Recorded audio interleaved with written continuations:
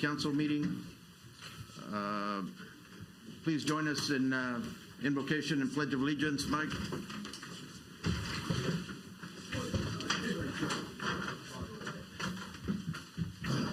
Thank you for bringing us to safety, Lord. I ask a blessing on council, Lord, that you be with us. You give me your wisdom, Lord, and that they can put on their knowledge, Lord, to continue to prosper the city. That's another blessing, Lord, that you would be parts of our people in our group, Lord, that have experienced loss in their loved ones, Lord. And another blessing on them of comfort, Lord. You would be with them, Lord, and that you would strengthen us that around them, Lord, that we can be what they need to be for them, Lord. That's a blessing on the rest of us also, Lord, because we spend a lot of time with them, Lord. So when they hurt, we hurt also, Lord. In Jesus' name I pray. Amen. Amen. Thank you, Mike. Join us in the pledge, please. I pledge allegiance to the flag of the United States of America and to the republic for which it stands, one nation, under God, indivisible, with liberty and justice for all. Thank you. Ms. Mary, roll call. Yes, sir. All members are present with the exception of Jesse Jackson. We have a quorum. Thank you. We go to citizen participation. Yes, sir. We have two. Okay. First is Mr. Colonel Perez. Okay. Let me read some guidelines, Colonel, before you begin. Sure. Welcome to the City Council meeting of Donna. Your City Council welcomes all citizens to attend our public meetings. The City Council is interested in your ideas and concerns to better serve you. Citizens may address the Council in open forum by adhering to the following guidelines. Number 1, speakers must sign in with the City Secretary prior to the start of the meeting. Number 2, presentations will be limited to 3 minutes. 3, please state your full name and city of residence. Address your concerns directly to the mayor, presiding officer at the from the speaker's podium.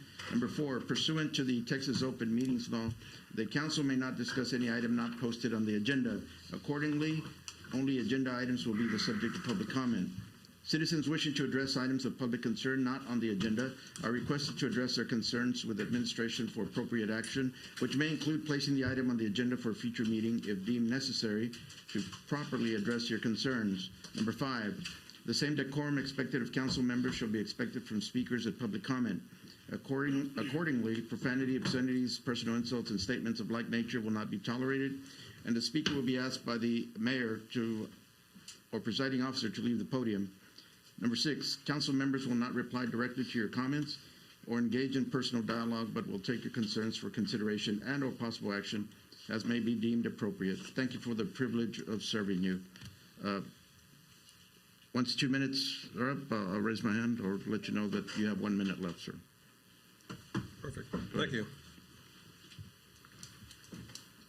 Ready? All right. Mayor and members of the council, my name is Roberto Perez. I'm a citizen of Donna. I speak tonight solely to ensure clarity and accuracy of the public record.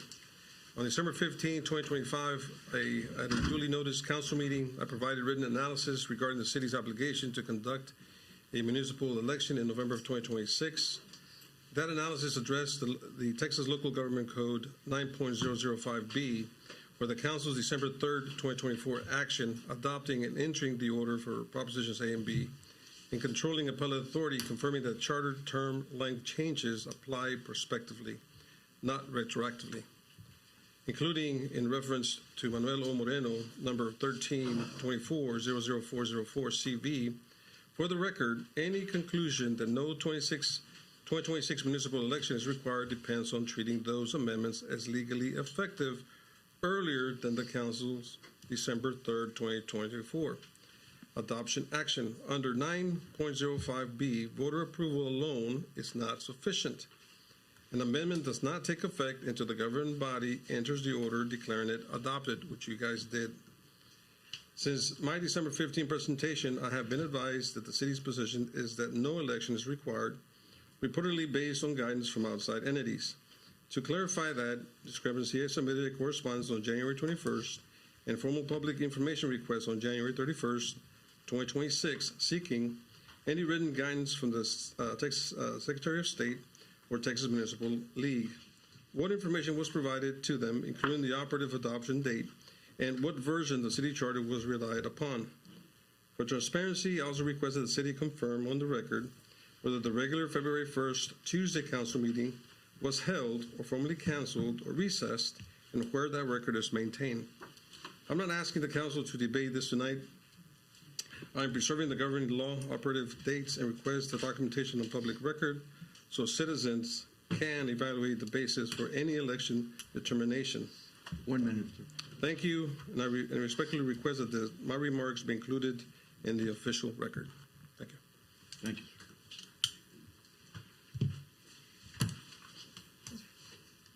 Next, we have Ms. Rachel Martinez. Thank you. The clock will start as soon as you start talking. Okay, I'm out here on the 19A, the lawsuit. Okay. Mr. Moreno, David, signed an agreement with George Peña. Did not come before the council, so this isn't even a legal document. Furthermore, it has no attorneys on record for it. I don't know who drew it up, other than Manny saying that the city attorney and George's attorney were present when it drew it up. But it doesn't say this on the document, so we have no idea who drew it up, okay? Now, the concern here is an agreement is an informal or formal understanding, may or may not contain all elements, not enforceable, and it's for low-risk, simple matters, okay? A contract is a legally enforceable document. That's legal. This is not a contract. This is an agreement. There's a difference, okay? My concern is that David took it upon himself to sign this without council approval. Now, we had this issue before because when the previous attorney and the previous city manager got a contract, they got a 2-year contract, but that was voted on by the council at that time. So those were legal documents because it was voted on by, and it was a unanimous vote as far as I remember. So it's concerning that you all would allow a lawsuit. Now, I cannot look at the lawsuit on the county page for some odd reason, but I do have people looking for it. So I can probably ask the city for it since it's part of a document for the city. If you all were served, it's a public document. So I will request it not only from the city, but from the county. Because I would like to see what is on there. Because what they're telling me is that he is accusing several council members of giving him directives to fire people, which you all don't have the authority to do. 1 minute. And you all know that, because that's the city charter. In my opinion, Mr. Moreno is in violation of our own charter, because he does not have the authority to sign agreements, okay? He cannot sign an agreement without council approval. So this little agreement, it's invalid. Never had approval of council. That, in my book, is malfeasance. He knowingly did this, knowingly did it. Knowing, if he had read the charter, he would have known that he cannot sign an agreement or a contract without council approval. Thank you. Thank you. Anybody else? Thank you. We go to consent agenda. Mayor, before we begin, Sure. the consent agenda with respect to regular items number 5B, I'd ask that that item be tabled this time. A vote to that effect, please. Okay. 5B. Any other ones, Councilor? That's it at this time, Mayor. Thank you. We go to consent agenda, items 1, 2, and 3.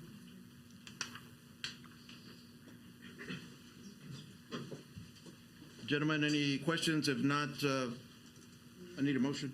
So moved. Get a motion by Commissioner Garza. Do we have a second? Second. Second by Commissioner Moreno. All in favor? Aye. Aye. Motion passes.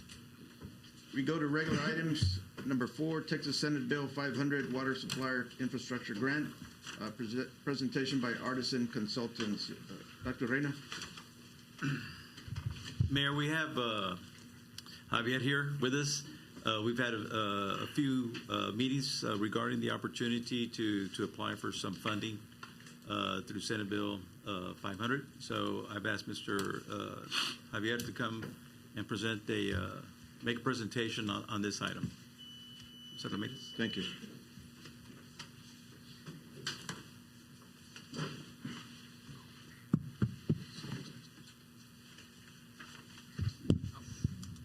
Thank you, Dr. Reyna. Good evening, Mayor, members of council. Javier Ramirez, Artisan Consulting, PBA Artisan Services Group, and I'm here to present on it's House Bill 500. And this is a great opportunity for all cities in Texas. Last year, House Bill 500 was passed and signed into law, allocating over $1 billion for water infrastructure projects. This is going to be routed through the Texas Water Development Board, which most utilities are familiar with. The difference this year, with this one-time opportunity, that it's a 100% grant.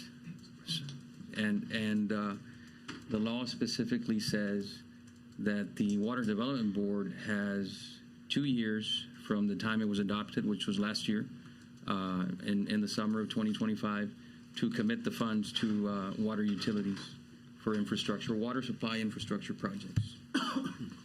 So this is an excerpt from the bill, over $1 billion appropriated. And there it is for the 2-year period, beginning the effective date of when it was passed. And so, you know, I call it, this is a once in a generation, as I was explaining to Dr. Reyna. Water Development Board, you know, we all know them to, you know, they lend money to utilities. They don't do grants. That's not in their language. They do loan forgiveness for those cities that qualify. You know, you can qualify up to a certain amount in their yearly, you know, programs that they offer every year for water and wastewater. This time, no loan component, 100% grant, water infrastructure projects only, no water or storm, and it can't be transferred to any other funding program. That's why they had no place, any program to place it in other than just, you know, give it away to the eligible projects, right? So for cities with a population of over 150,000, those are construction-only dollars. So those cities, they must be shovel-ready. They must have plans done, and they must be approved by TCEQ and any other regulatory board that applies. For cities less than 150,000, this grant will cover planning, acquisition, design, and construction. So that's the planning, the engineering design, acquisition of land if you needed, and the construction. Let me ask you a question. I know through grants that they're awarded by, or you get a certain amount of points and so forth. Yes. I know you mentioned that, if you go back to the other slide, that we don't have to have a shovel-ready project, but would it be to our benefit to have something like that already in place? Yes, Mayor. It would be, Mayor. I have another slide here that you know, mentions the scoring criteria. Okay. And for those, to answer your question, Mayor, those cities under 150 that do that this grant does cover the engineering, but those who are shovel ready and are under 150,000, you get an additional 10 points. So yes, you would rank higher, okay, if you were ready. So this is a breakdown of the amounts that the entities qualify for: less than 10,000 population cities, up to 5 million, 10,000 to 150,000 population, up to 15 million. Then the bigger cities, 150 and up, 25 and 40 million. And those are the, you know, the amount of projects based on the amount of funding that may be possible under these programs. These are just our estimates, right? Based on the amounts. So just Yes, a quick note, Mr. Ramirez, if you go Yes. back Yes, to sir. that slide, the 15 million for, you know, the cities with the population of 10,000 to 150,000, they're allocating 142 million. So that's where we would fall in. So we really need to look at the projects. We've identified some projects. Correct. With the staff, along with Mr. Ramirez. So we are, I know the mayor mentioned that we have a ready project. We've identified the projects that we would like to look at. It is going to be very competitive, but Very competitive. It's not a loan forgiveness, so it's a grant. which is great. 100% grant. Yes, No. 100% grant. Yes, which is great. And yes, Dr. Reina, that is, I forgot to mention, that is the amount that we would qualify for, or the city of Donna, up to 15 million for water infrastructure projects. That would include water plants, water lines, water meters, reservoirs, water rights, if you needed them. 15 million, it's a lot of money, but it only goes, not too long in a big city, right? And how much construction costs. So we really have to narrow it down, like Dr. Reina said, and we've been discussing it with staff and really prioritizing, for instance, like your water plant. Yes, and those are the three projects we've identified, Mayor and Council, is the water plant, the meters that we've been discussing, and along with water lines. Water lines, correct. Correct. That's correct. Good. What's the deadline? There it is. Right there. Councilman Lugo, sorry. Yes, sir. This is moving quick, and the guidance and the rules are actually changing by the week. As you can see, the public comment period ended yesterday. Oh, yes. Oh, thank you for that. Comment period ended yesterday. So the applications open in March. So the law says, or the guidance, that they will open in March, and 120 days after the day it opens, they will close. So as you can see, they don't even have a day. So that could be March 1st or March 30th, and then they would be due 120 days after that, and then they would be making commitments by the fall of this year. Very fast tracked, compared to how Water Development Board usually operates. Requirements. Construction-only projects, like I mentioned, they have to have everything in place, their plans, their approvals in place. For an entity like Donna, it would pay for that, but that would, set you, give you more points if you had all that in place. But these things right here, water conservation plan, water use survey, water loss audit, and your 2025 financial audit, they have to be complete by the time we send it off in July. So I know some cities sometimes take longer than 6 months, but this time there's no exceptions. You have to have it done if you want to qualify for this grant opportunity. And then these plans, we work on these. We've worked on these with your staff, and we'll make sure that they're ready to go by the time we submit the application. Short, sir. Very good. If you have any questions. Yeah, I think that's a great idea. I just want to make sure we have a plan in place and an agreement also to make sure that, Of course. your scope of services, or whether we're going to bid this out, or whether you're the sole person doing this grant. Yes, sir. There's a lot of unknowns, so Yes, sir. what your fees are going to be. Absolutely. And then that way this board, this governing body can make a decision. Absolutely. On, whether it's something we'd like to pursue that, of course, Absolutely. but we need details. I don't get too far along like we have in the past with different projects without knowing who's, what Yes, we're sir. even doing sometimes, Understood. Understood. I want to make sure there's no surprises. Yes, sir. The good thing about this, if I may, 100% grant, it covers all planning activities, including grant administration, and all that would come from the grant. Yes, sir. Okay. Well, Your fees as what's well. next Yes. step? What would be the next step? The next step would be, if you allow Dr. Reina and I to, come to an agreement to Go with present to you. details, right. to you. Yes, sir. And once we get those details, bring it to legal and bring it to you at the, if not the next council meeting. All right. But you notice the timeline, so Yeah. we'd like to move on Yeah. this so we can start formulating all the requirements, because there are quite a few requirements. So the thought is, we've already met with Mr. Ramirez. He knows I've already mentioned this to him. Exactly what you mentioned, Mr. Lugo. Of course. So he's aware of what we're asking, bringing the agreement, what are the fees, the scope of the work, and all those items. Bring that item so we can bring it to the legal, review it, and then bring it for action. Yeah, because this is in March, right? That's when it start- opens, Yeah, so Councilman. we can't be dragging our feet about different things, so. If we can get on The it, that, city needs a lot of things, and that's one of them. Yes. And if they're giving that money, then we need to make sure that we're upfront, yes. be able to get that going. And one of the things, Council, Yes, is sir. that this is going to be a paper application, it's not electronic.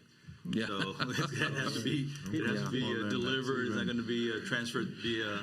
Yeah, since it's so developing so fast, they don't even have a Yeah. portal to do. It's going to be Right. paper, which we haven't seen in a long time. Water Are you development. doing any of these There for we any should other take- cities? I may do one for another city that falls in another category, a small city that has a population of 2,000. That's the only. Okay. That's the only one. Sir. Yes, it wouldn't. Not in the same category as Donna.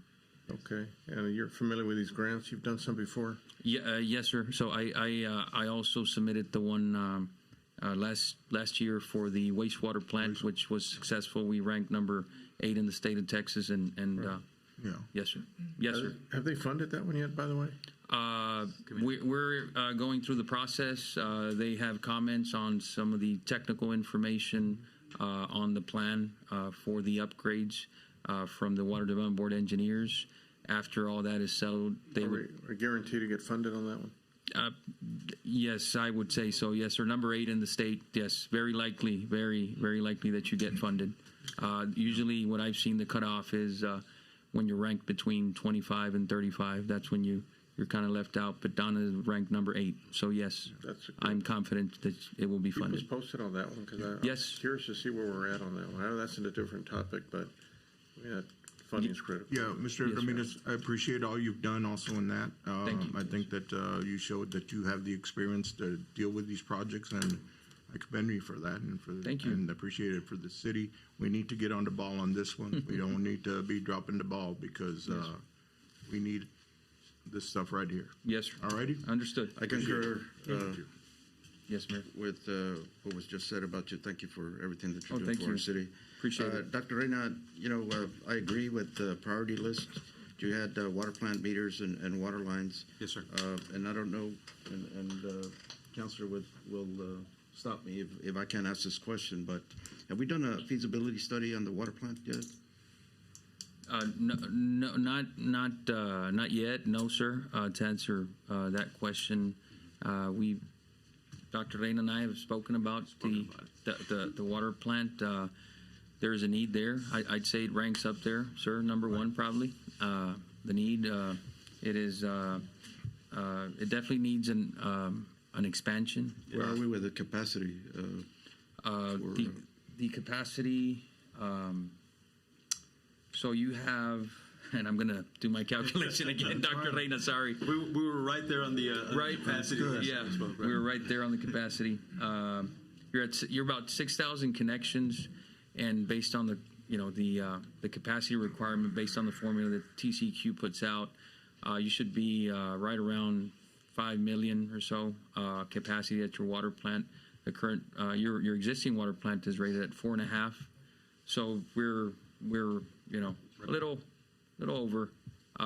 Plant is operating well, but this is on paper and it actually out there, they want you to have that capability of producing that much water. That calculation is 0.6 gallons per minute per day, right? That equals about 864 gallons a day per connection. So they want you to have that capacity at your water plant in case that one connection needs that much water in a single day. How old is our water plant?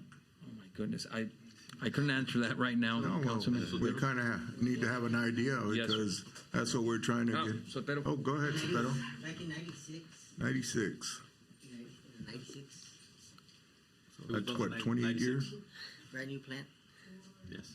We have one water plant, one tank or 2 tanks?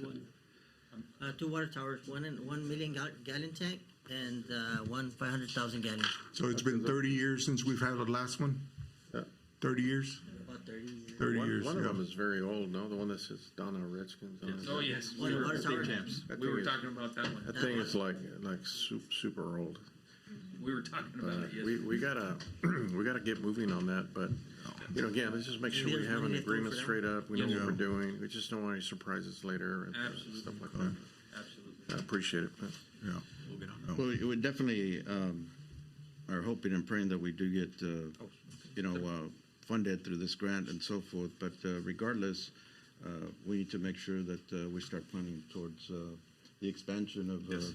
the water plant and so forth. So That- maybe a that's- feasibility study if you can get with I- your engineer here. Yeah, and whether it's for this grant or later Right. funding opportunities, we already know where you're at capacity. So yes, you need to start a feasibility study. The sooner the better. And if you do start it sooner, maybe we could use some of that information on this grant too. So Correct. food for thought. Right. Dr. Ray. Where can we start that, Dr. Reyna? The main focus right now is going to be to make sure we get this application in, because there are several requirements Mr. Ramirez mentioned, and one of the requirements is that we have to have the audit report completed, and there's an item on executive session to discuss the audit as well. So we need to make sure. I know I've spoken to our CFO on that as well. It's got to be completed prior to March, so we can include that in this package. And then there's some other requirements that Mr. Ramirez alluded to. Yes, sir. We want to make the deadline. Yeah, for sure. Thank you. Thank you. Thank you, Mayor and Council. Thank you, sir. We got other items under number 4, monthly report on status of the following. A, Memorial Sports Complex. Dr. Reyna? Yes, Mayor. What we've started to do is present monthly reports to the public, to our audience, and also to the commissioners. Just an update on all the projects that we have ongoing here in the community. I think this is a really good way to keep everybody informed of what's actually being done throughout the city of Donna. It provides you the information. We're also live streaming these meetings, so our entire community can be informed of what's going on here in the city. So this is going to be a regular item. Of course, we'll be able to add and remove some of these items, but these are the projects that are ongoing right now. So we do have the first item, Memorial Sports Complex, and I believe we have Mr. Guerrero here, Rico, to present this item. Welcome, Rico. Mayor, Commissioners. Okay. So we're going to just open up starting by just the front page is Donna Sports Memorial Complex Phase 1. Mike, we can go to Phase 2. Phase 2, sorry.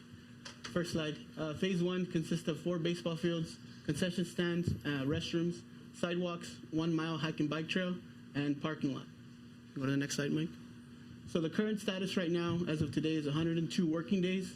All fields, all rough grading fields, all fields rough, semi-final grading complete. Center block structure will be completed of start of next week. The backstop wall block installation for all fields scheduled for beginning of next week. Electrical panels installed along perimeter of north side of the fields. They're 25% done with the structure, so by beginning of next week, they should be complete with that, and then they'll move over to the backstops. That is the overview of, of the complex. If we can go to the next slide, Mike. So everything that is marked in orange, that is what the city of Donna will do in-house. The 4 fields, of course, it's the contractor. And then over here, just basically I put 2 photos together just to kind of give you guys a rough draft of how it's going to look. We did review the brick, Yes, sir. and we should get you an answer by tomorrow. Tomorrow? Awesome. Thank you. I do have Noe with S2S, and I do have Charlie. If any questions you guys may have, they'll be able to answer them. And if you guys have any questions. When are we scheduled for complete date? Complete date, June the 30th. June 30th. Yes. If everything Are we on target to meet that deadline, you think? Yes, sir. Any mishaps or anything as far as construction has gone or anything? We haven't had any issues or anything? No, everything is fine, and also in the last meeting, we also on change order, but now it's just don't need a change order. Okay. It's fine. Yes, okay. Saldívar is to engineering. Good afternoon, Mayor. Afternoon. council members. Yeah, and for the question for the council, no, everything is fine. We make a presentation on the last meeting before from something, the change order for contractor, but I dismissed the change order. The city helped some field there, and everything now is fine. We don't need it. Okay. Everything is going, and also we are ready to a couple of months for start with the construction for the city Donna. The next phase. So I want to say also, I think, Mr. Noe, you were instrumental now in helping us get rid of the change order that we're kind of talking about. I think it was like $35,000. So that went away already? Or- Yeah, everything is Thank fine. you. Yeah, everything is fine now. That saved We us don't need it. $35,000, so appreciate your help and everything. Thank you, sir. Yeah. Thank you. Thank you, Noe. And they change order, they also is for the help by the city for Danny and also for other staff. They help me with the movies on there to fill some areas and everything is fine. Everything is by the city. Thank you. Thank you. Thank you. Thank you, Noah. Yeah, the city. That's good. Good. Any other questions? Yeah, are we administrative-wise looking into Congressman Vicente Gonzalez and when we're going to get our second phase going? We are reaching out to the officers, and as soon as we get an update on the second phase, we'll absolutely bring it to the council. Yeah, I was just going to mention that too, but he had earmarked some money, I think. I think it was over $1 million, but then I guess, is that still pending, do you know? No, I don't have that answer for you, but I will get Still it for you. pending? As far as we know, we just need to get confirmation on that. Maybe we can reach out to his office and see where we're at with that. Absolutely. Will do. Thank you, Rico. Thank you. We go to letter C, drainage projects. Dr. Reyna? Yes, we have item C and D. We can take those together. Sure. Mr. Mayor, we could do that for our Public Works Director, Danny. I'm just really pleased with the progress that the Public Works Department has been having with these projects. Especially the drainage is way overdue. And of course, the Hester expansion, we're seeing some movement out there. So Mr. Ramirez has prepared a presentation. Mayor and Commissioners. Yes, I'm going to start. I think that we had the drainage was in C and then the Hester was in B and D. So I think my presentation started with Hester project first. So I'm going to start with the Hester project right now. This is ongoing west side drainage completed for the Hester project. There's some pictures that we have there. The waste is 100% completed on the drainage part for the street. Can you go to the next slide? And this is a relocation of the irrigation line that we had a little issue there with our architects and our engineers, but we got into to fix the problem. So we moved the irrigation line so we can actually build the street. So that's 100% completed already. So we're going forward on that street, on that part. It's part of the irrigation line. Let me ask you, Danny. Yes. I know you're doing a lot of work out there and so forth. Does this work take care of some of the flooding in the corner of Business and Salinas? Yes, that's where we're trying to alleviate a little bit more water. We're working with the company next door, with a PCA packing company. Correct. I don't know if you passed through there. We open on Bridge Street. We open a little detour for us to be working on Hester, and we're talking to them so they can make a big detention pond in there because they're throwing all the water directly out to our drainage. So they're gonna work on with me so we can actually work with Noe, maybe the engineer, work with him so we can actually make a design for them in-house in their warehouse so we can alleviate their water from 493 at that corner and railroad tracks. That's gonna be part of that. Appreciate it. Thank you. And then we're going to the subgrade already, so that's already 100% completed.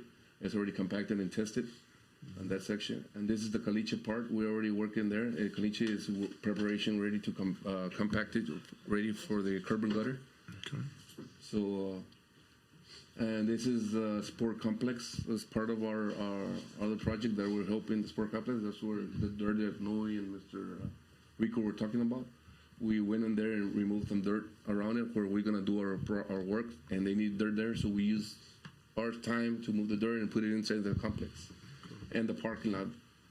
It's part of that where we remove the dirt from and put it into the sport complex. Then the section one is my drainage. The drainage is it's in process. The drainage means Scobie and South Main Street. I don't think we have any pictures on that one. We're already allocated. We already have the go ahead for Mr. Noe to start working on that paperwork, on the studies on it, and I think he should be finishing by the end of this week or next week. He could give us a presentation of how we're going to be able to work the process on those two projects, on that drainage part. What was the timeline on that, Mr. Ramirez? The timeline on completing the projects? The start and the start and the completion. It will be depends on the study of Mr. Noe's giving us the whole picture of how we're going to be able to work and remove and clear the drainage water there, alleviate the flooding in that area. That's the one for on Scobie. Scobie, yes, and on South Main. South Main. Yes. Okay. Once that study completes, we'll be able to present it again, and we'll give you a timeline, Mr. Reina. Hey, Danny, real quick, the paving on Hester, it's going to be concrete, right?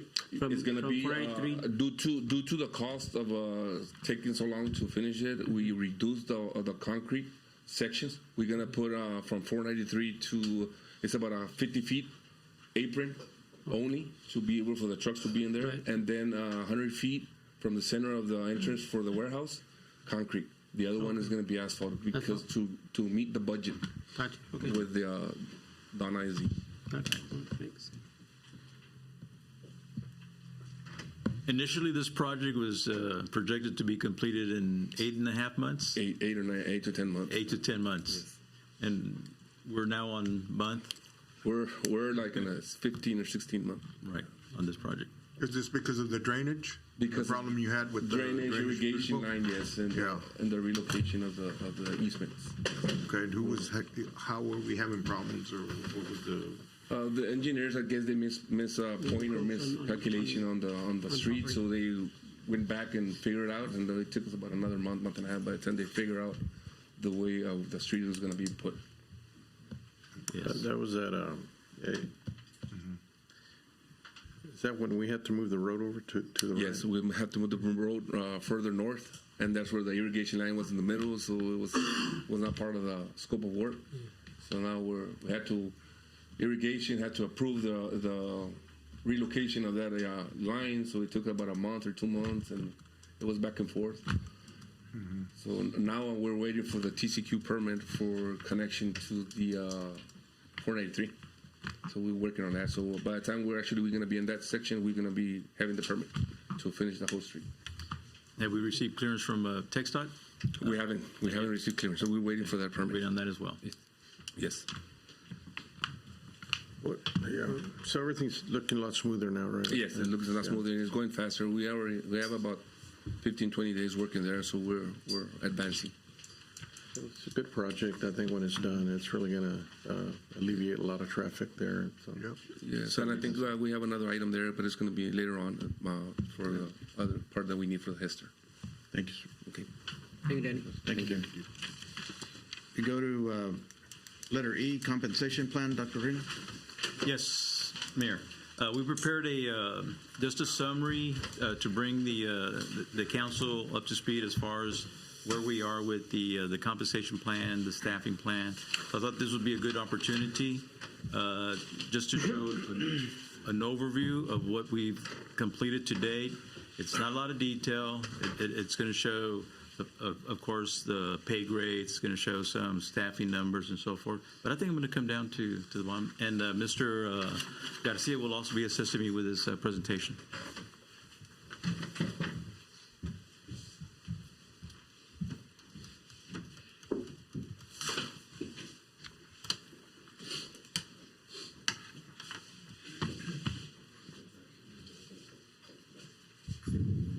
Mayor and Council, we've been working on this project. I know it was originally outsourced, and then it was brought back in-house, and we've taken up the challenge to provide a very competitive compensation plan for the city. Just to give you some historical data, we've had a compensation plan, what we call a compensation plan. It really wasn't a compensation plan. It hasn't been updated in years, and we were using that for new hires, existing staff, and then at times it would veer off that compensation plan. So what we're doing, just to give you a little more background, we've looked at surrounding entities, cities, to see where we compare, how we compare. Are we competitive? Are we below? So we have all the information locally. We're able to incorporate that. The team that's been looking at it right now is Ms. Gonzalez, the Assistant City Manager, Mr. Garcia, the CFO, and myself. Once we bring this, and then we're going to be bringing in the departments and focusing with them, having some meetings and getting their input, and then finalizing it. So if you go to the first slide, the compensation table of contents, we have a compensation plan philosophy. We're also looking at the organizational chart throughout the city. We have one that's overall that encompasses the entire city, but that's not to say that the departments do not have their own organizational chart. Right now, I'm just presenting the overall organizational chart. We've been working with the departments. They've submitted them. We're reviewing them. And then we're going to sit down with them as well to make sure we fine-tune it. We're looking at the grade levels. We're looking at grade level averages. And then we're also looking at staffing comparison. Okay, we know the philosophy. The City of Donna compensation plan philosophy is to provide fair, equitable, and transparent pay system that attracts, inspires, and maintains a high-performing workforce dedicated to serving the community of Donna. The city is committed to providing equity, advancement, career opportunities, and fiscal responsibility that delivers quality and sustainable service to the stakeholders of Donna. And that's basically what we're looking at. We have to attract, we have to inspire our staff, and we have to maintain a high workforce here in the city. As with all organizations, we have a organizational chart. This is the overall organizational chart. It starts at the top bottom, basically. The City of Donna, we have the citizens and the residents of Donna in the very, very top of the organizational chart, followed by the elected officials, Jesse Jackson, Joey Garza, Honorable Mayor David Moreno, Ernesto Lugo, Coach, a so-called Coach Manny Moreno, and then of course we have our elected judge, municipal court judge, Javier Garza. It was very difficult to get that picture, let me tell you. He did not want to release it, but we got it. Thank you to Mary Rodriguez for getting that. Appreciate that.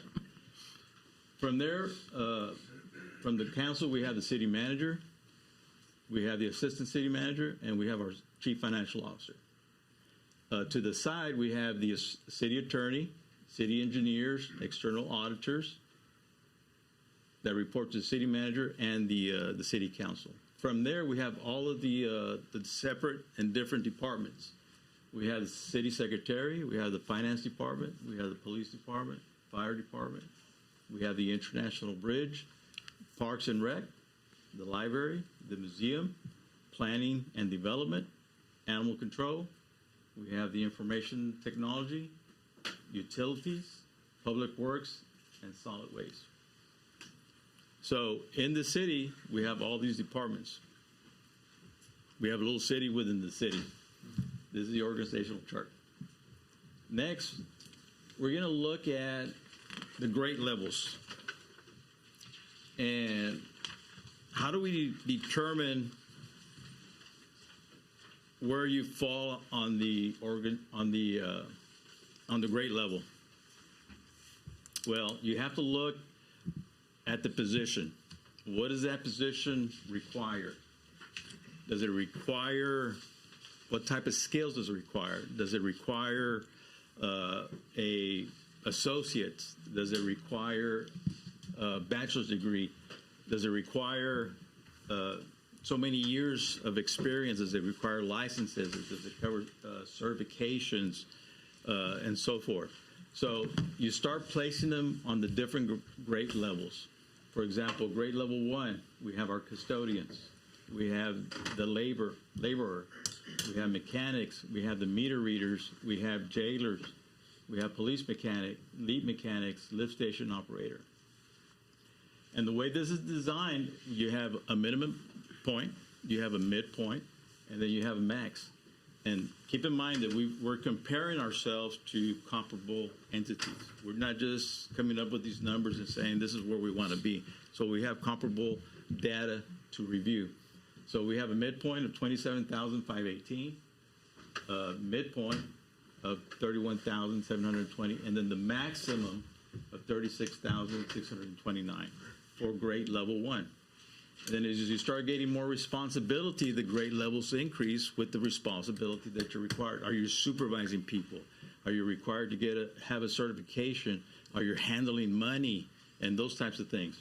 So then we have grade level 2, the administrative assistants, animal control, cashiers, meter readers, toll collectors, the municipal county clerks, skilled labor 1, permits clerks, library clerks, museum managers, utility.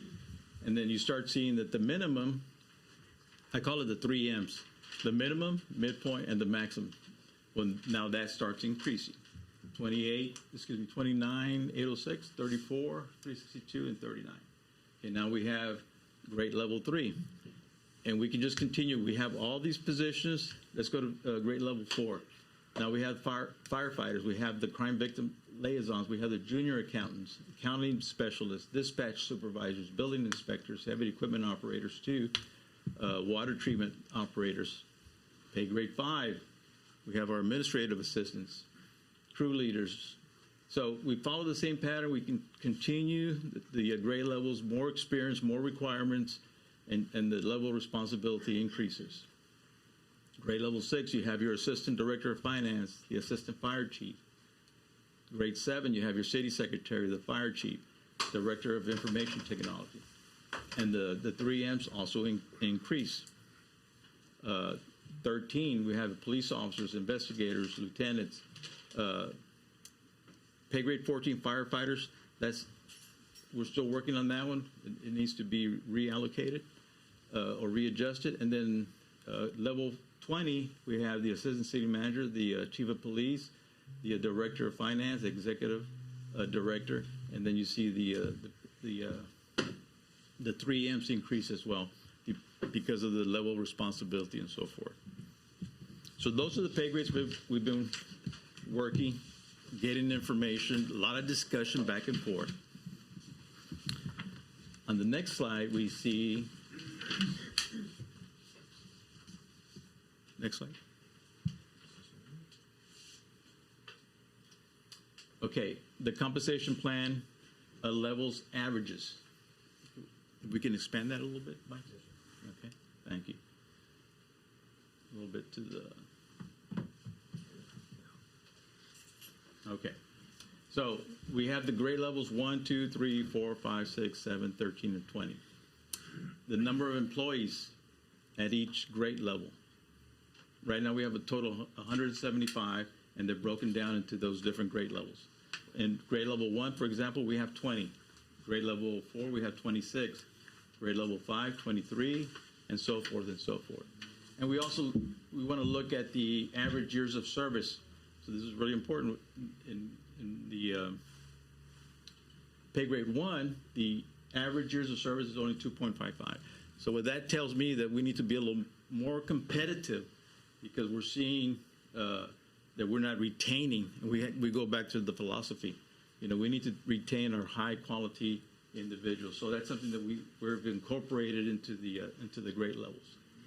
If you scroll to the right, you see the average salary, 36, 857, 39, 678, and so forth. And what we do, we compare the average salary to the average max of 36, and we want to see if there's any areas where the average salary is exceeding the average max, okay? So we're studying that. So for example, pay grade 3, the average salary is 41,500, but the max is at 40,955. So in that area, we have some employees that have already exceeded the max. So we need to look at that carefully. One of the other things that we've looked at is the average hourly rate for each pay grade. Pay grade 1, the average is $13.23, the minimum. The mid is $15.25. The max is at $17.61. So this is all information that we're looking at. Okay. Any questions on this?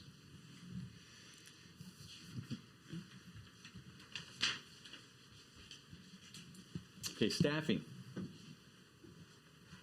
We know that staffing takes the largest dollar from your budget in all organizations. And that's something that we've been monitoring very closely. So what I asked the staff is to give me some historical data going back to 2023, 2024 with actual compared for 25 for budget and actual and so forth. So this can give us a perspective of where we are. Are we overstaffed? Are we holding the line? Or is there some departments that need staff and so forth? So if we look at 2020, fiscal year 24, the actual we had in the general fund, we had 123 total employees. I believe one part-timer. If we go a little further down, so we can see the total number of employees, we had 157. And this is broken down by all the different departments and so forth. 157, okay, and 3 part-timers. Let's go to the next fiscal year, 24-25. Let's go up, Mike. Okay, for the budget, we budgeted 128 and 25 part-timers in the different departments. And you can see all the different departments are listed. It's full transparency. But for the actual number, we had 129 and only 1 part-timer. So we held the line there as far as new hires and staying within the budget. If we continue down and see the grand total, we had budgeted 176, 27 part-timers. Actual numbers, we had 175, down at the bottom, Joe, 175 and 3 part-timers. So we were right within the budget. The actuals reflected, the actual numbers came in on target with the budget. Now, if we look at the current fiscal year, 25-26, approved, which is budget, and actuals. Well, right now, we budgeted for 137, 24 part-timers, and we actually have 122 in the books right now with 1 part-timer. We go a little bit further down, and you can see where the openings are. You know, the bridge, we have an opening of 6 staff members because we just had a retirement. We need some total collectors. And if you scroll back up a little bit, you can also see where, for example, the police department. At 53, we're at 45 total. The other numbers are coming to go. Right there we have 7, the planning and zoning. Is that correct? Planning and development. We have 7, we're actually at 2. 0, we have 1, 25, 22. As far as the part-timers are concerned, you know, we don't have any part-timers right now. The recs and the swimming pool. That doesn't mean that they're not going to be coming up as we get closer to the season of opening up the swimming pool. So we go down, 27 total in the water and sewer department. We have 25 right now. 15 in the solid waste. We have 15. We're right on target. In the bridge, we're at 16, but actually we have 10. So we have budgeted 195 positions, 26 part-timers. Actual numbers reflect 172 and 3 part-timers. So we have 172 employees, that's what you're saying? Actual employees. Compared to budget, what was approved at budget time. There's some openings that we have right now. They're not filled, like the part-timers for the swimming pool during the summer, the 13 up here, the Parks and Rec for different programs that RICO has in place, the toll collectors, and then we do have some openings in the police department. So we incorporate all this information into the entire compensation plan. We look at staffing because staffing drives your budget. You know, at one time we were exceeding 80%, and now we're currently at. I'd have to revisit that number. Okay, we'll revisit that number. But by this, you know, we're holding the line. We're not exceeding the 195 that was approved. The budget, we're controlling the numbers, we're controlling the dollars. That's what we need to do.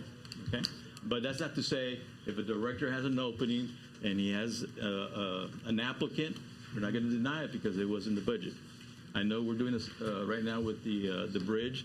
They do have some applicants. We've got to fill some. As soon as those recommendations come in and they've been vetted, they'll be approved. Mr. Garcia, anything you want to add to this? No, other than we recognize the budget constraints that we're under, and we express to all the directors that we have budgeted needs, not to sacrifice the safety of the city, particularly the safety of the employee. First comes first. So they need staff, they need whatever. That's priority. But we ask them to look at the processes, look at what they're doing, hold the line on cost if possible, but without sacrificing their safety and the safety of the city. Can we go back about 2 or 3 slides? The Absolutely. one where it has the grade levels and the positions. More. Right there.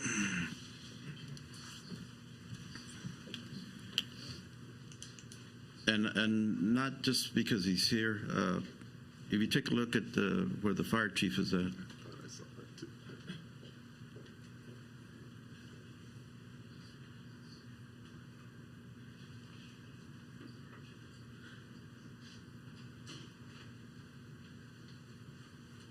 Yes, fire chief is currently at pay grade 7. 7. And there's the 3 M's. So he would be under the pay grade of a police officer, and I'm not saying police officers don't go out there and do. They'll be higher than the police officers. The police officers are that police right there. Is that a police officer? Yes, it is a police officer. It's kind of a duplicate. Okay. Yep. So okay, then scroll. I'm a little confused then. So why are assistant city manager and chief of police, director of finance, all of these down here? Because they would be higher, correct? Where, sir? Yeah, those right there. And they're grade level 20? Down here at the bottom. Yes.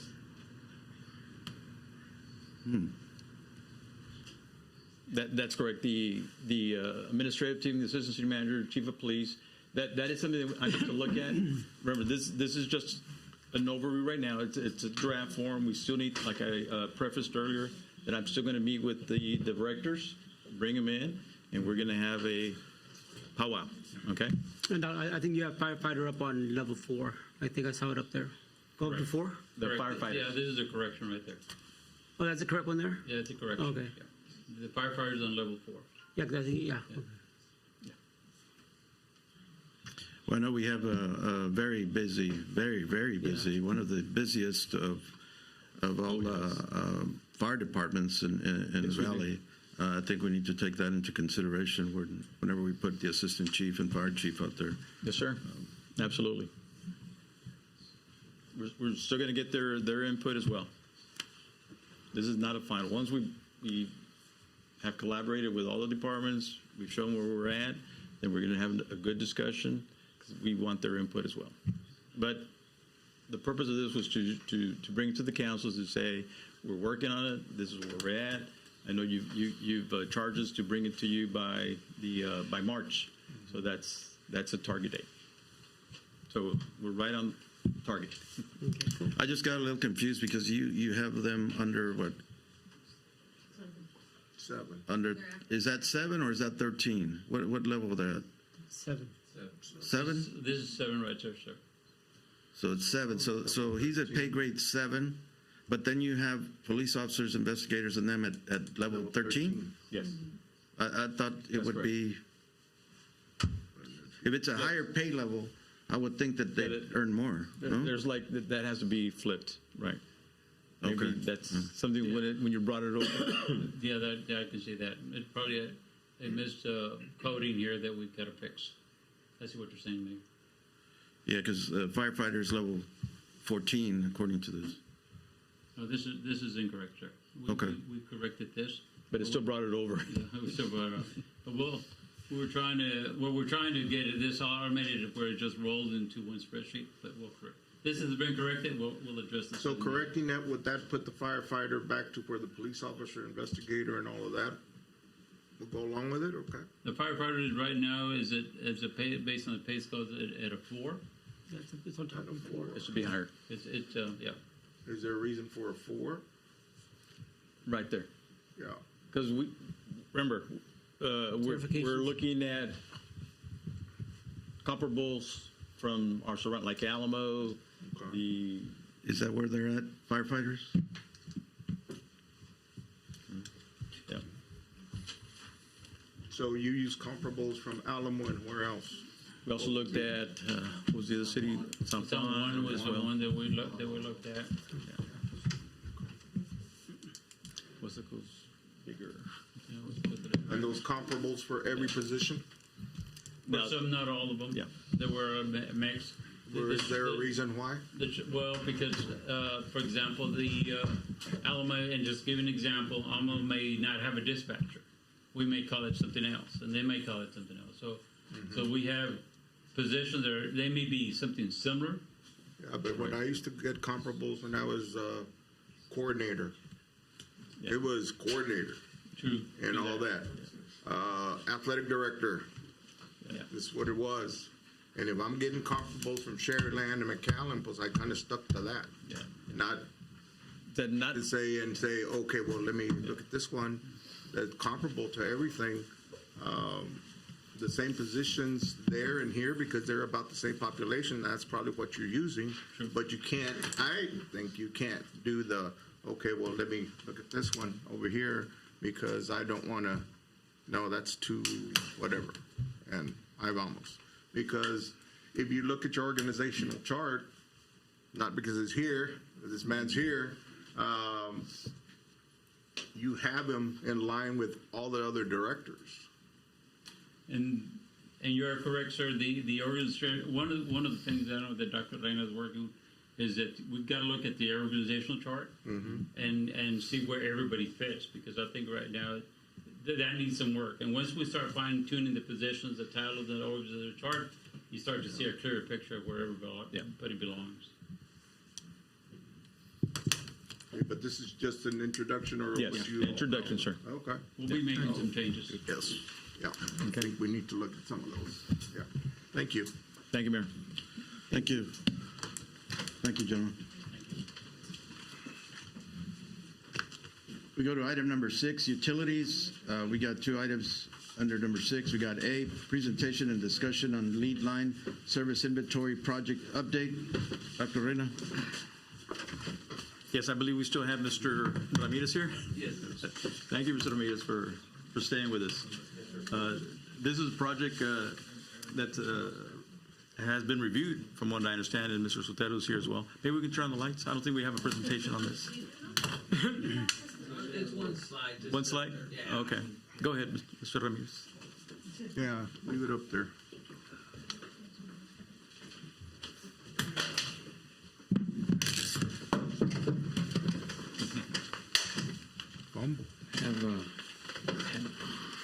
Have handouts, Dr. Reina?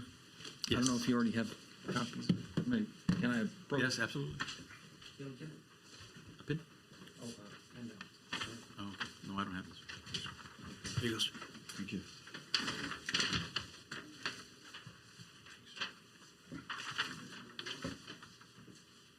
Thank you.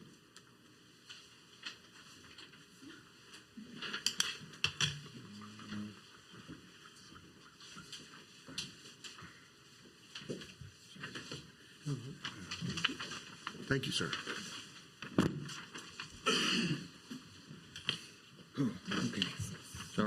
Thank you. Dr. Lena, thank you. Mayor, Councilman.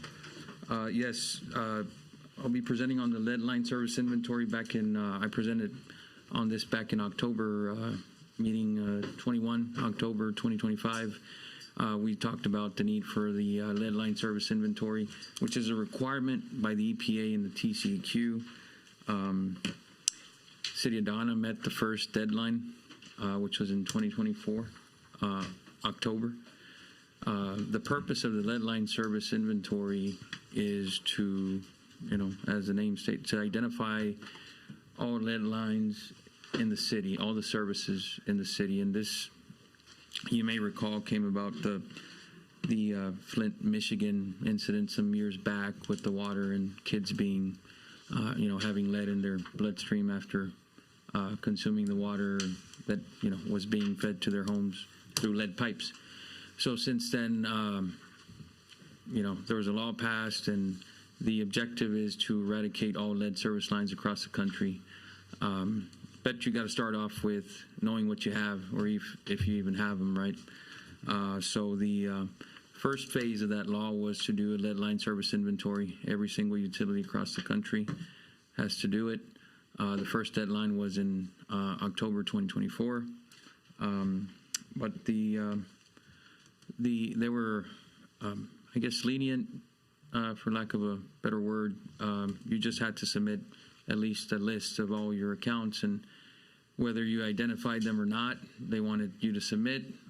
Majority of what you submitted or all was unknown, marked as unknown, which was, you check the box, but you still don't know what's in there. and that's where we come in. That's what we discussed last year in October, to go forward with the actual lead line service inventory and actually identify how many you have or what you have. And by talking to staff, we for sure know that you have some of these. I'm not going to say lead yet, but we, TCQ, if it's metal, galvanized, lead, copper, that's the concern. That may contain, I'm not saying it has it may contain. So they want to know if you have that, and for sure staff has said that they've seen them out there in the ground, and probably the older parts of town. Lead was also banned after 1987 in some of these service materials, so you shouldn't have it with newer constructions, but anything prior to that, and it's galvanized, it's copper, probably may contain some of these things, and the plan is to get rid of it, but we have to do the inventory first. Another thing, if you report it all unknown in 2024, it was, you had to notify every customer, every citizen, and by July 1st, 2025, July 1st, 2026, and 27, if you didn't know what was in the ground, you have to send them a notice saying, hey, we don't know what's in the ground, because the law says that you have to let them know. Our job is to, help y'all comply with all that. But again, actually build a database, a GIS-based database for you to go out there and identify this. Again, the city had started and submitted the minimum, right, to check the box. What we've done now is created a layer with as much information that we could obtain from the city. We have that layer now. We have the fields of what the government is looking for, what they want you to identify. So now I can hand this layer over to staff, and you can move forward, use it as an asset management inventory tool. The first phase of what we were tasked to do has been completed, which is building the GIS, identifying the accounts, separating them from commercial and residential and all that. The next steps is we will go to every service line and dig it up and actually take a picture of it, take a picture of the meter box, the angle stop, and actually tell you, you will have a record of what actually is in the ground. and that's where we're at. We have, the next phase is to actually now go and dig it up. And that's the status up to date of the lead line service inventory, which every utility must comply with. The deadline in 27, November 1st, that's when the real action plan begins for everybody across the country. The guidance is not fully out yet, but the idea is to, that plan, everybody will have 10 years to eliminate those lead service lines. We assume after 2027, that's when they'll give us, 10 years to rip everything out if you have it and replace it with something that doesn't have lead. But again, first you have to know what's there. You got it identified. As far as your findings thus far, it's phase one, right? Phase one, yes, sir. So at that point, you talked about records and, you did your GPS studies, I guess, to confirm water meters, right, with the bills and stuff like that? Yes, sir. So have you shared those findings to the city yet? Not yet. Yes, sir. But it's ready. It's in the. There's got to be more details in that, right? Oh yes, absolutely. Right. More So details in that. When Yes. do you plan to share the information? We can share it as soon as possible. Absolutely. Tomorrow. I'd be curious to see what's out there, what your findings are. So, Yes, sir. Yes, sir. As soon as you can find out, maybe you can. Yes, sir. Know. We'll schedule a meeting. Present that on the following meeting as well. Yes, sir. Absolutely. Okay. Okay. Any questions? Any questions? Any other questions? I was going to ask Mr. Ramirez, since the deadline to submit the information and we have 10 years, is there any speculation of possible funding? Yes. Even now, there is funding available. It's not 100% grant or anything like that, but there is some funding to replace lead service lines from USDA or EPA. There are monies available right now, so we want to identify them and then take that and submit a funding application, hopefully to one of these agencies, and they can help us fund the replacement of it. Have Yes. you done one of these before for other cities? Yes, I have. Okay. You have Yes. several? Yes. Okay. Well, that's good. Yes, sir. Well, I'd appreciate it if you look into those other funding sources. to Of see course. What we can apply for. Yes, of course. Thank you. Yes. We go to item B, presentation, discussion on water meter replacement program. Dr. Reyna? Yes, Mayor, we do have Mr. Ramirez with us on the water meter program, so you can give us an update on that. And earlier on the HB 500, we talked about that we're going to include that item on the application for funding. So that was one of the items that was identified, if I'm correct. I believe Mr. Zotero was there, the staff, and we've identified those three items, including the replacement of the water meters program. Yes. Thank you, Dr. Reyna. Also, back, I think it was around the same time in October, we had reported on the condition of the metering system that you have now, that RG3 meter. We know the issues with that. If you want to come up, you're probably still at 1,200 to 1,400 meters that are difficult or can't read at all. Obviously, we recommend for you to replace them, but that costs money. That stalled there, obviously, because of budgetary constraints. But now the funding opportunities have come up, like HB 500, and it's probably a good opportunity for you to replace your metering system to a better one. Do we have anything to add? Okay. Well, once again, I think we need to replace them as soon as possible. Budget concerns, I think that we've said that consultants, we've gotten rid of consultants. We need to use some of that money to start doing these projects, because if not, once again, we'll just kick it down the road, and that's what we need to start doing. Instead of thinking, oh, well, let's see what we can do next year.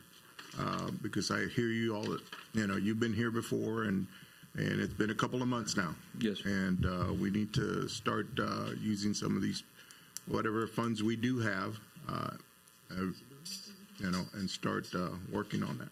Yes. We need to. Right. I'm very concerned because this month, more than any other, and I don't know, I'm not going to speak for the commissioners here. I've gotten calls from residents that their water bill is, and they send me pictures of them.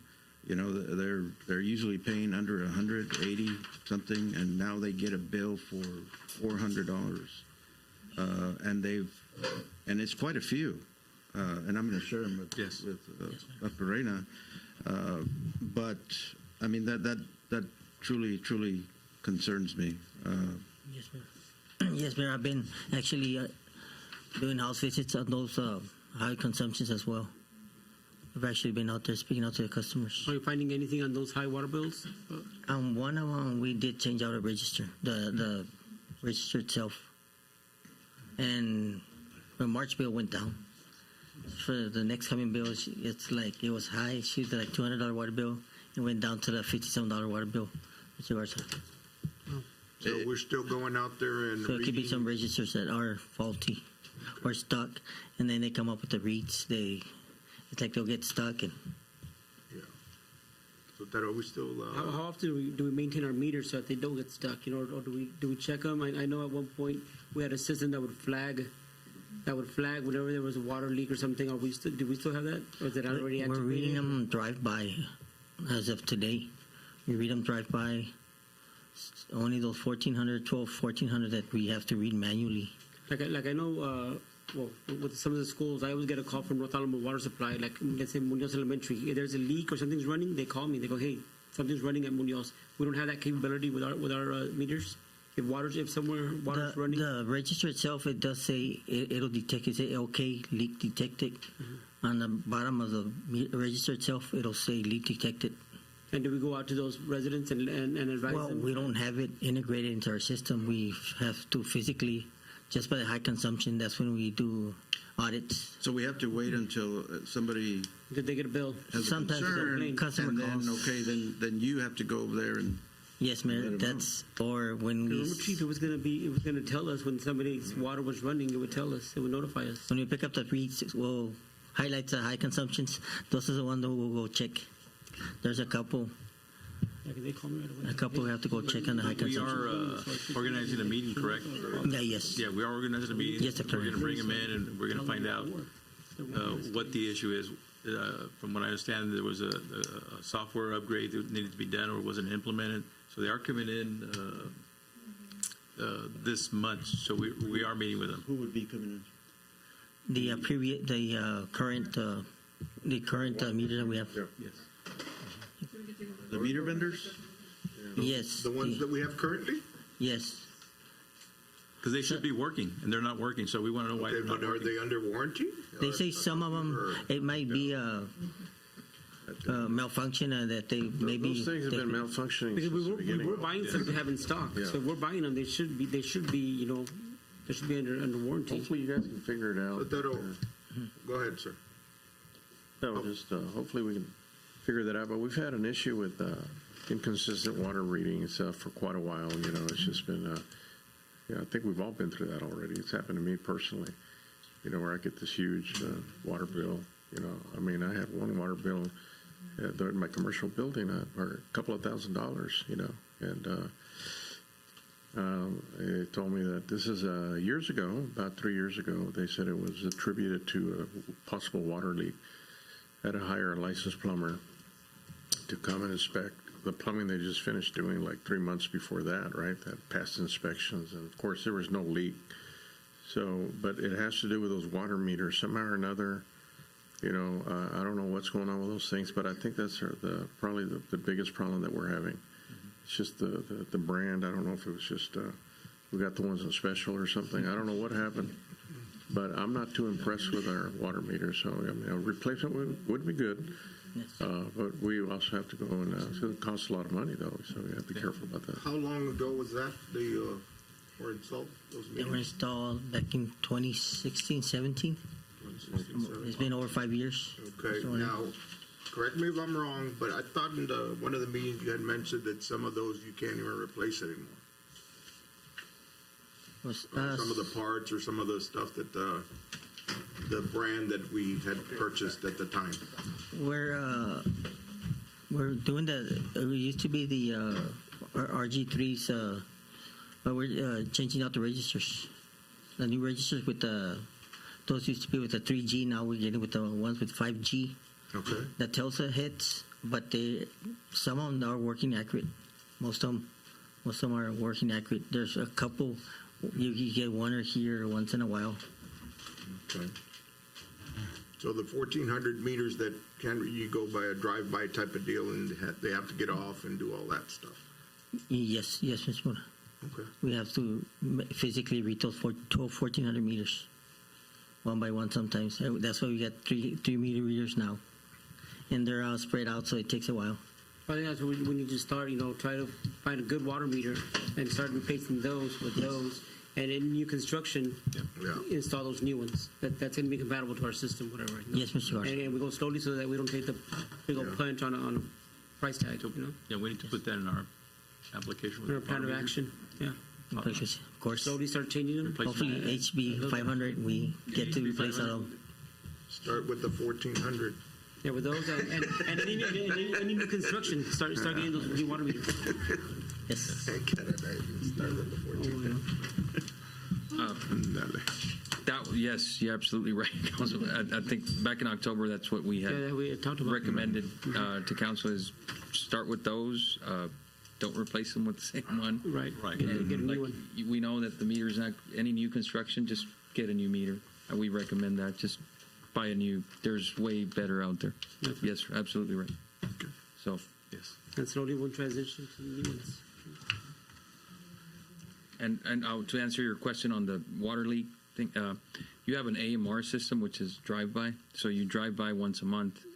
The meter itself, if it has a leak, it would store that alarm, but you won't get it until you pick it up once a month.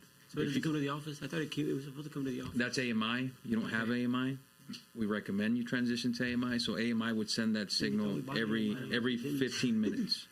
Every 15 minutes throughout the day would be sending any alert if there were any. So you would know whenever your clerks pull up the report, if it's once a day, if it's twice a day, then you would know. What's EMI is what? AMI? AMI. Yes, sir. That's the one that comes to the off, the reading through the cloud and all that stuff and antennas. You have AMR, which is drive-by. So you have an operator with the laptop and an antenna. Donna, When you guys replace these water meters, the ones that are bad, what kind are you replacing them with?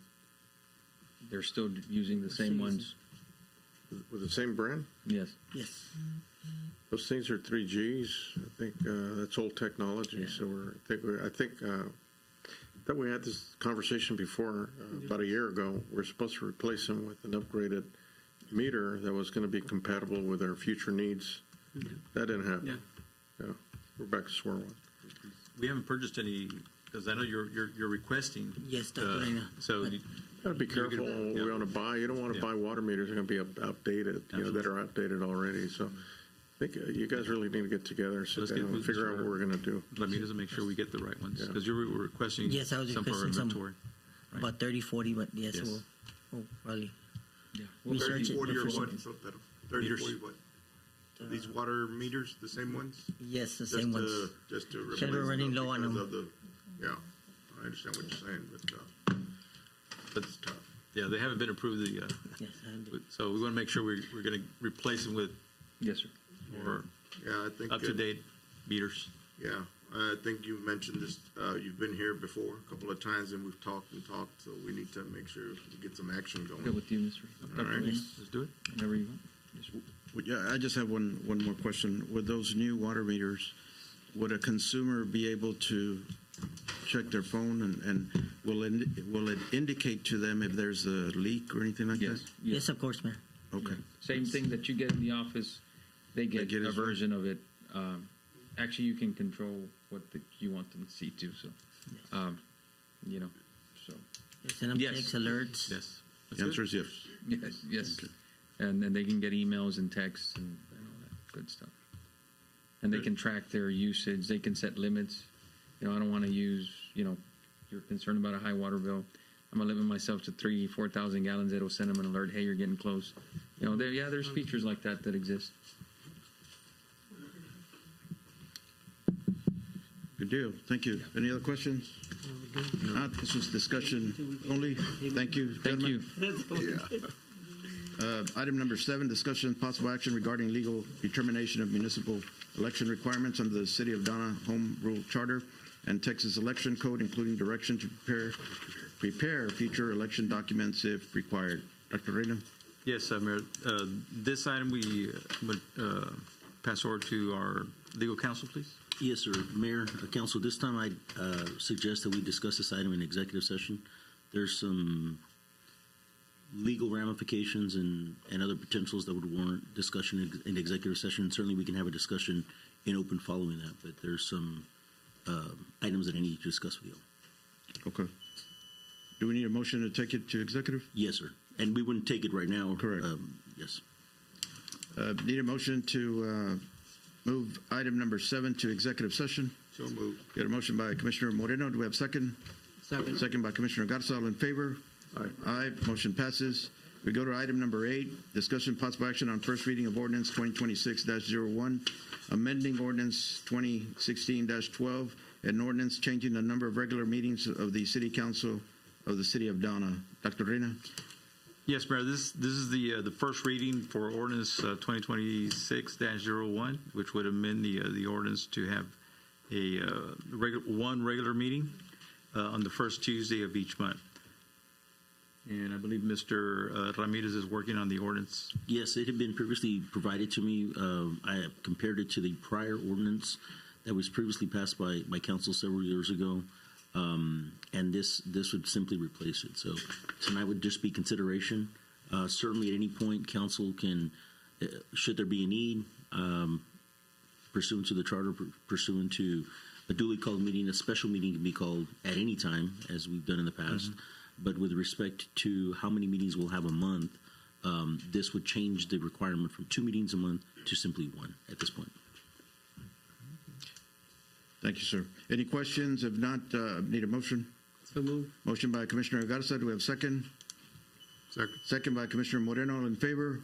Aye. Aye. Motion passes. Number 9, discussion and possible action on resolution 2026-09, submission and acceptance for the fiscal year 2026-2027 LRG-BDC solid waste grant project titled Community Education on Illegal Dumping.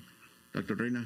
Yes, Mayor. Mr. Ray Alegre brought this item to our attention through the Lower Rio Grande Valley Development Council. There's an opportunity for a grant, and we've chosen to apply for the grant for, I believe, $30,000. And we're going to be focusing on education, providing some community education on illegal dumping. Mr. Alegre, if you want to add a little more to that. Illegal dumping and outreach, educate the community as far as to prevent the illegal dumping. It falls in a category. So it's a grant that TCEQ is providing. Right. So the Lower Rio Grande Valley Development Council is the one who's spearheading this. And we had a Zoom meeting last week, and they gave us the requirements, and it's due sometime next week. Latter part of the week, which would be Thursday or Friday, if I'm not mistaken. So we need to. We're going to try to submit. We are going to submit it Wednesday. Yes. I'm working in conjunction with Margaret as well. So she requested the information. She'll be submitting the grant. Doesn't mean that we're probably going to try to do not a match. It's optional. A lot of the neighborhood cities, they do normally an in-kind donation, a minimal. So we came up with an amount and a very minimal to where it'll represent well from us, and other cities in checking they're doing as well as the same thing.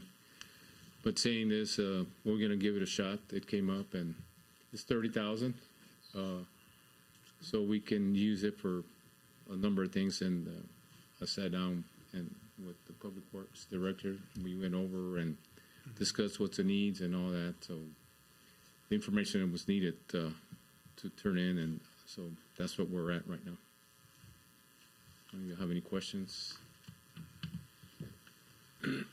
So this time, Mayor and Council, we would request or recommend approval so we can submit the application. Yeah, so moved. Got a motion by Commissioner Lugo. Do we have a second? Second. Second by Commissioner Garza. All in favor? Aye. Aye. Motion passes. Thank you, Mr. Alegría. Thank you.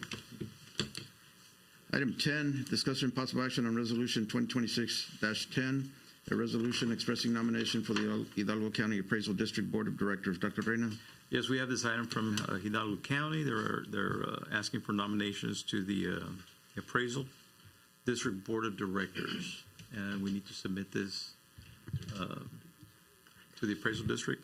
So, Mr. Ramirez, we would just accept nominations from. Yes, sir, unless The it was a council? specific a format or nomination from the appraisal district, this time it'd be open to council to make a nomination. Yes. For what year is this? For the, is this for, do they have the same fiscal year? Unexpired term ending December 31st, 2027. Oh. Is it a 1 year? City Council authorized to make a nomination for the position to be filled in Hidalgo County. For the directors, the director shall serve the unexpired term ending December 31st, 2027. And then all taxing entities associated with the Hidalgo County District are authorized to nominate one person to said board. The City Council for the City of Donna must submit the name nominee by written resolution to the Chief Appraiser by March 2nd, 2026. So it's an unexpired term ending December 31st, 27. And one nomination, one nominee. Is anybody here interested in doing that, or? I know. Anybody? No?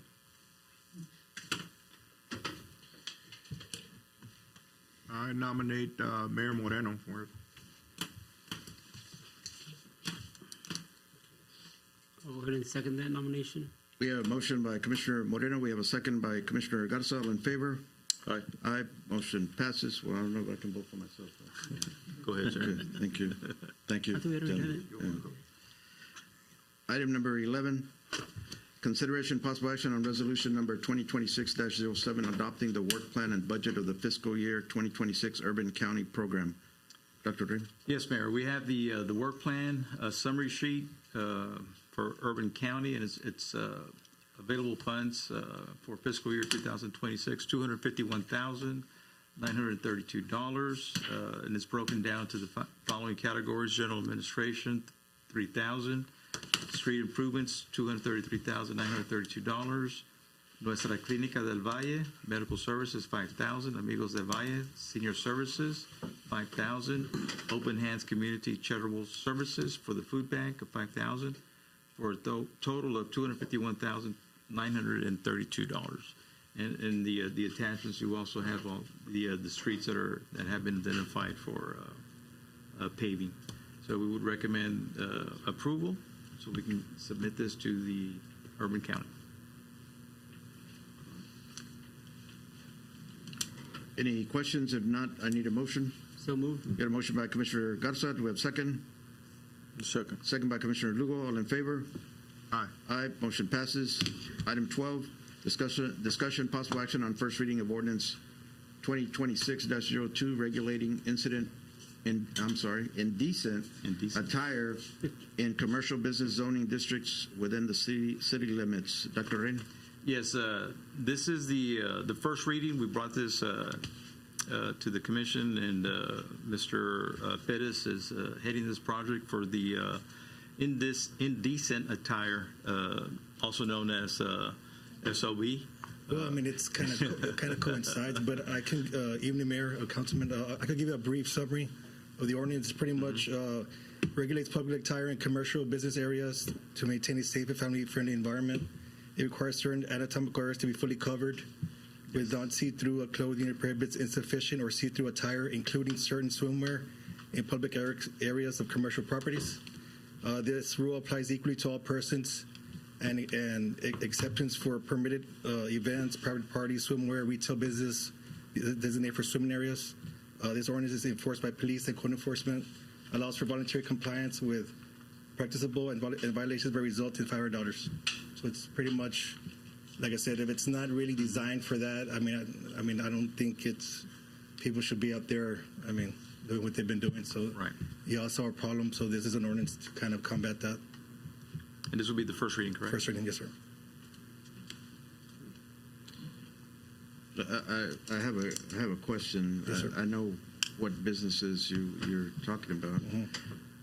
Would they, if we pass this ordinance, would they be able to come back and say, well, you allowed me through permits and so forth to run it this way? I've heard the word, I'm grandfathered in. No, I believe it's just something that it wasn't forcible when they got their stuff, because in actuality, it's just a convenience store. It didn't exist in the past. Yeah, just a drive-through to me is a convenience store. I mean, I think a city can enforce certain things if it's offensive to the public, especially if we're getting complaints from the residents. And I think, they can say what they want, but an ordinance is an ordinance. And like I said, it's not an established swimwear stuff. It doesn't really coincide with what they're really selling. It's a convenience store. It happens to be a drive-through. So I don't foresee, they can say the whole grandfather, but I don't think it has legs. Okay. In my opinion. Yes, sir. Do they have to renew their license anyway and go through us again every Yes, they year? do. Or no? Every year. Every year, So if they so don't- we yes. do have some type of a... Yes. It's a conditional use permit, so, Exactly. Pretty That's much. what I thought. I just need to ask. Yes, but it's for the general public as well. Like, you see people, you've seen people sometimes dress inappropriately, but like I said, we're just trying to make Donna more family friendly. There's no beach nearby. So, All right. Well, that's further. That's Valley View Road. Any other questions? If not, need a motion? So move. Got a motion by Commissioner Garza for approval. Second. Second by Commissioner Moreno. All in favor? Aye. Motion passes. Thank you. Thank you, Mr. Pettis. 13, discussion, possible action regarding approval of media services agreement with Eden Event Productions in the amount of $5,500 a month. Dr. Reyna. Yes, Mayor, this is the agreement for media services with Eden Event Productions. They're streaming our meeting tonight. There's Mr. Jonathan. And basically, we've streamlined all these services into one, saving the city substantial dollars. This is the contract that we're proposing. It's already been reviewed by legal. And I believe Mr. Jonathan has been doing a really outstanding job covering all the areas. And anytime that we ask him to be there, he's there. And we appreciate that. So we're recommending approval of this agreement. I agree. Y'all are doing an amazing job, with social media and being out there and covering, all the stories that are out there. Truly appreciate what y'all are doing. Yeah. Thank you. Thank you. If not, you're ready to pull the plug if we don't. Okay. You might leave. You take your camera with you. I want to just kind of comment on that also. And they're doing a great job. Even the sound here sounds better. You can actually hear when you talk. It wasn't like that before. But what's important here is for people to understand that we're saving money as well. It's a substantial saving, like Dr. Reyna said. So we're doing more for less, and I think that's a big win for the city of Donna. So, and we're providing what we need to, right? True transparency to the public. So that's a good thing. Any other questions, comments? If not, I need a motion. So moved. Got a motion by Commissioner Moreno. Do I have a second? Second. Second by Commissioner Garza. All in favor? Aye. Aye. Motion passes. 14, discussion, possible action on clarification of the funding source for the purchase of one U.S. fire apparatus custom pumper fire engine for a price of $1,143,783. Dr. Reyna. Yes. We're bringing this item back to the full council. At the last council meeting, the council did approve the purchase of this item, but we just wanted to be clear on the funding source, the terms. So we wanted to bring it back to get that approval. So Mr. Garcia has been working on this project along with the chief. So the funding source, he wanted to bring it and clarify how this project is going to be approved and funded.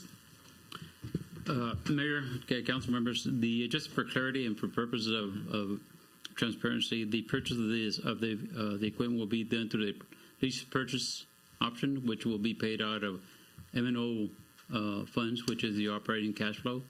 First payment not scheduled until fiscal year 2028.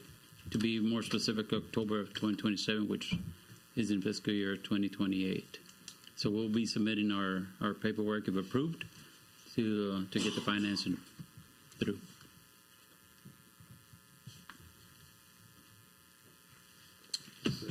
Move and motion to approve. We have a motion by Commissioner Lugo for approval. Do we have a second? Second. Second by Commissioner Garza. All in favor? Aye. Aye. Motion passes. Thank you. You go to item 15. Discussion, possible action to approve the purchase of 2 submersible pumps for main lift station at wastewater treatment plant in the amount of $55,671 with 40 cents.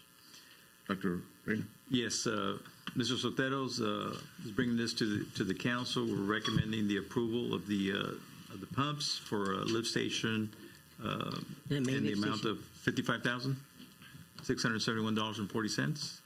Mr. Sotero? Yes, Dr. Reina. This is for the main lift station. Right now we have pump 1, number 2 only. We're missing 2 pumps. It's a major lift station at the wastewater treatment plant. Is budgeted money also? Yes, Mr. Mayor. Yes. It's budget for it. It just broke down, okay? Pero you say there's only... It's been burned. Both pumps were burned out due to the... every time we have bad weather, it's a bunch of rags. We got pictures of it. It's wipes and a lot of debris that it has. Both pumps, they were full. We don't have like a We do have a mesh? vector truck. We've been cleaning them at least twice a year. Yeah, we but might have to do we it don't quarterly. have any mesh material or something to keep that from going into the pumps? No, unfortunately, no. Is there No, something Mr. like that available that could maybe stop it? We could go in there and take it out before it goes to mess up the. No, there's really nothing. The only thing is just keep doing maintenance on them, and we're doing twice a year. We might have to do it quarterly, the cleaning of the lift station, because sometimes it gets a lot of debris. Yeah. Just a question. Do we run all these through an engineer or anything like that to see the... Yes, that's the purpose of the new upgrade at the wastewater treatment plant. They want to upgrade those pumps to bigger pumps. So they'll probably be upgrading 2 of the pumps. They're 6-inch right now. They want to upgrade to 8 or 10-inch, I believe. Okay. Mr. Mayor. That'll be...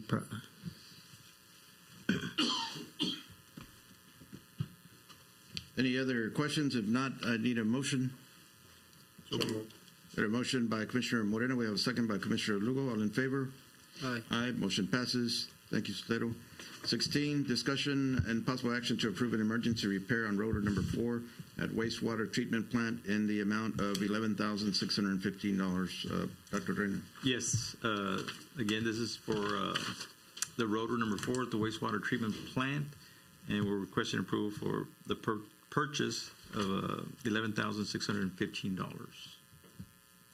Mr. Sotero? Yes, Dr. Reina. That's for the repair of the rotor number 4.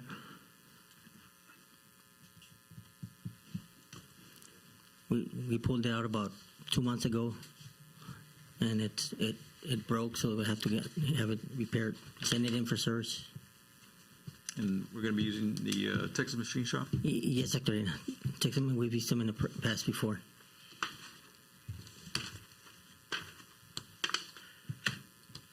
Again, are all these recommended and approved by an engineer that this is what we need to do? Yes, Mayor, because if we were to purchase it, it's over $50,000, $52,000. That's correct, I think. Yes.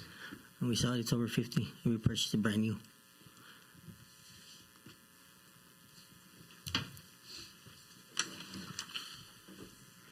Any questions? If not, I need a motion.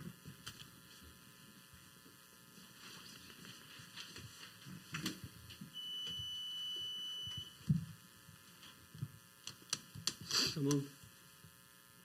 We had a motion by Commissioner Garza. Do we have a second? Yeah, I'll second. Second by Commissioner Lugo. All in favor? Aye. Aye. Motion passes. We go to item number 17. Discussion, possible action to approve the repairs on lift station number 14 in the amount of $46,893. Dr. Rain? Yes, sir. This is for lift station 14 in the amount of $46,893. And more specifics, Mr. Zotero? Yes, Dr. Dana. This is we're going with the contractor. He's giving us a 1-year warranty. He's gonna he's doing from replacing the from Yellowstone, the yellow pipe to duct iron pipe, which is what's recommended by our engineer records. So we're doing duct iron pipe as well for that second pump. It's supposed to have 3 pumps. We're doing 2 pumps. For TCQ, we must have two pumps at all times at each lift station. That's why we want to get that back up running. It's a major lift station. We got the bridge. We got 4 lift stations pumping into lift station 14. Just curious, where's lift station 14 located? Lift station 14 is on mile 4 and a half, mile 4, Chaparral Road, right before the levees. South 493. Here, South 493, Mayor. South, yeah. It is a major lift station. Yes, Dr. Reina. It's one of our major lift stations. We got like 4 lift stations pumping into this lift station.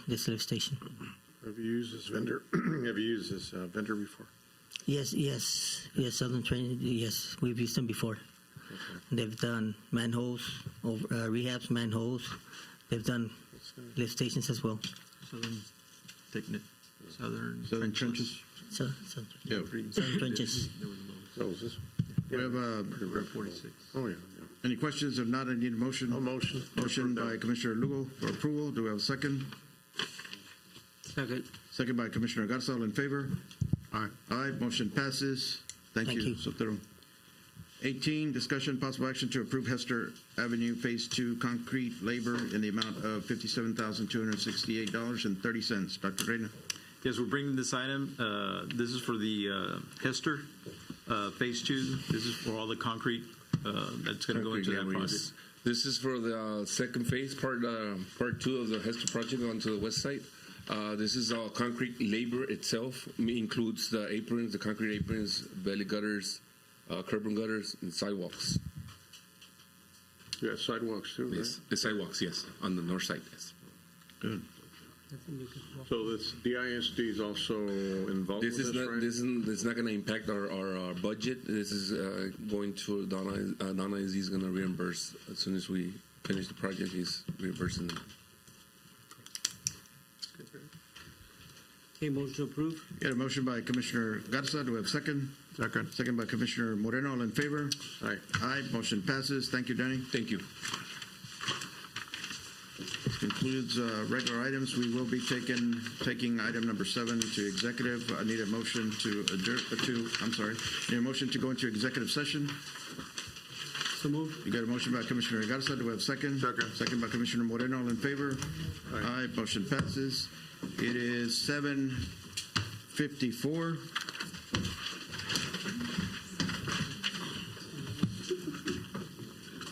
Pursuant to sections 551.071, .072, .074, we will be going into executive session. 7:54.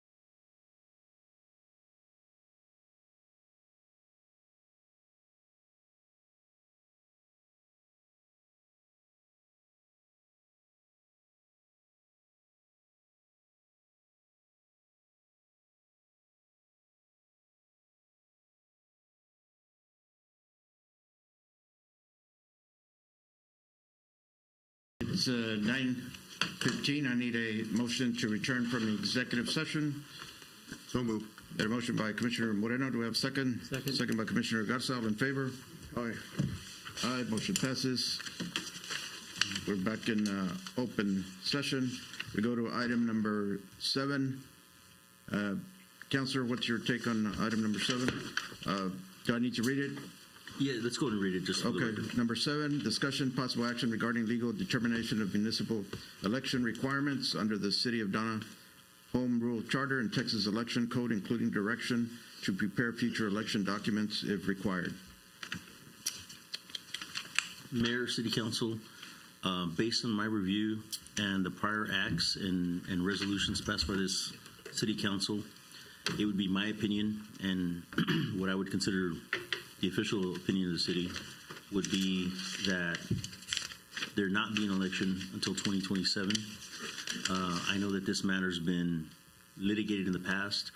This dates back to the amendment and resolution to amend the city charter to change the terms from 3 to 4 year terms back in November of 2021. In 2024, there was a mandamus, and when I began work with the city in October of 24, I was tasked with the responsibility of making sure that issue would not resurface again. So at this point, my opinion, and to answer your question, would be that there should be an election in 2027. Okay. We have a recommendation. Do we have a motion? I make a motion. We have a For motion. no action. It would be a no action item, or? So can you be specific on the motion? Mr. Garza? I'm sorry? Do you have a motion, you said? Well, I'm trying to, Dennis, would this be Yes, sir. a no action item? So you Based can. on your opinion, would be a no action item, or?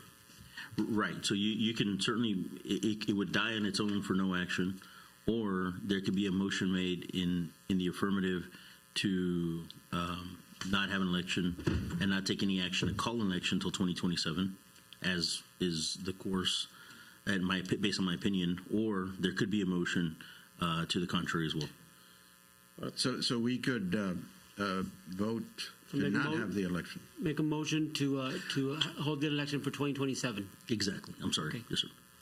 Motion by Commissioner Garza. Go second. I second. Second by Commissioner Luo.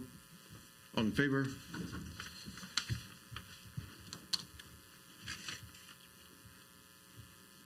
Aye, motion passes. We go to item A, cause number C 0415-26-F, Jorge L. Peña Jr. versus City of Donna in the 332nd District Court, Hidalgo County. Mayor, council, at this time I'd ask that you authorize me, legal counsel, to proceed as discussed in executive session. Got a recommendation. Do we have a motion? So moved. Motion by Commissioner Lugo. Do we have a second? Second. Second by Commissioner Garza. All in favor? Aye. Aye. Motion passes. B, agreement with project attorney for Donna International Bridge Expansion Project, cause number C4578-24-G. Mayor, council, there'd be no action at this time. We have no action on B. Letter C, legal fees. Mayor, council, there'd be no action at this time. No action for C. D, pending, threatened, or contemplated litigation. There's no action at this time, Mayor. E, termination of lease agreement of city-owned property. Mayor, City Council, this time I'd ask the council, and I'd recommend that a motion be made to terminate the lease of city-owned property as discussed in executive session. We got a recommendation. Do we have a motion? So moved. Motion by Commissioner Garza. Do we have a second? Second by Commissioner Moreno. All in favor? Aye. Aye. Motion passes. F, lease of city-owned property. Mayor, City Council, this time there'd be no action at this time.